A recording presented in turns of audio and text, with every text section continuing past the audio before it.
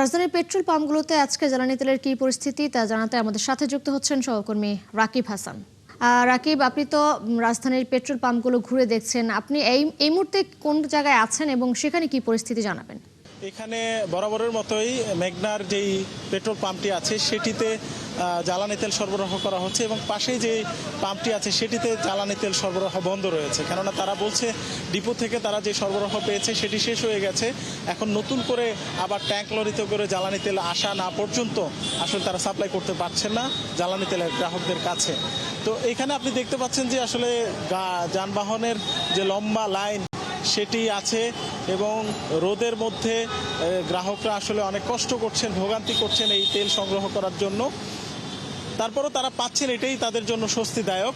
এখানে যেহেতু গতকালকে জ্বালানি তেলের দাম সমন্বয় করা হয়েছে, দর্শকদের উদ্দেশ্যে জানিয়ে রাখি যে এখন পর্যন্ত কিন্তু জ্বালানি তেলের দাম বাড়ায়নি।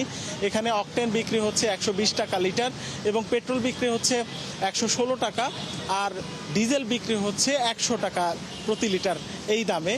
এবং এখানে যে গ্রাহকরা আছেন জ্বালানি তেলের, তাদের মধ্যে একটা অংশ কিন্তু লম্বা লাইন ধরে এখানে জ্বালানি তেল সংগ্রহ করতে হচ্ছে। তারা কিন্তু বেশিরভাগই ব্যক্তিগত গাড়ি এবং বেসরকারি লোকজন, এবং সরকারি লোকজন যারা সরকারি গাড়ির জন্য তেল নিতে এসেছেন তাদের জন্য কিন্তু বিশেষ সুবিধা রয়েছে। তারা উল্টো পথে এসে তারা অল্প সময়ের মধ্যে জ্বালানি তেল সংগ্রহ করছেন এবং গত এক মাস ধরে সাধারণ মানুষ ভোগান্তিতে থাকলেও এই সরকারি গাড়ির যে গ্রাহকরা আছেন, চালকরা আছেন, তাদেরকে সেই ভোগান্তি আসলে খুব একটা আঁচ করতে পারেনি। এর বাইরে আমাদের কাছে যে তথ্য আছে, আসলে জ্বালানি তেলের যে আমদানির উৎস, অর্থাৎ আমাদের দেশে যে পরিমাণ পেট্রোল অকটেন উৎপাদন হচ্ছে এর বাইরে বড় একটা অংশ কিন্তু আমদানি করতে হচ্ছে। সেই আমদানির উৎস এতদিন মধ্যপ্রাচ্য থাকলেও এখন সরকার বিকল্প উৎস থেকে আমদানির চেষ্টা করছে। শুরুর দিকে আমরা দেখেছি যে ভারত থেকে ডিজেল আসার একটা পরিকল্পনা সরকার করেছে এবং সে পাইপলাইনের মাধ্যমে সেখানে কিছু কিছু ডিজেল আসছে। এবং গতকালকে আমাদের কাছে যে তথ্য আসে সেটা হচ্ছে যে রাশিয়া থেকে 6 লাখ টন ডিজেল আমদানির উদ্যোগ নিয়েছে সরকার। এবং দেশে যে জ্বালানি এখন পর্যন্ত মজুদ রয়েছে সেটি আসলে 7 দিন থেকে 10 দিনের বেশি নয়।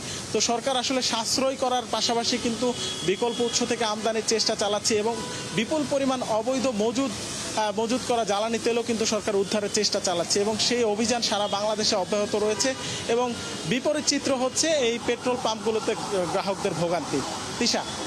রাকিব হাসান, আপনি আছেন, খোঁজখবর রাখতে থাকুন। ধন্যবাদ যুক্ত হবার জন্য।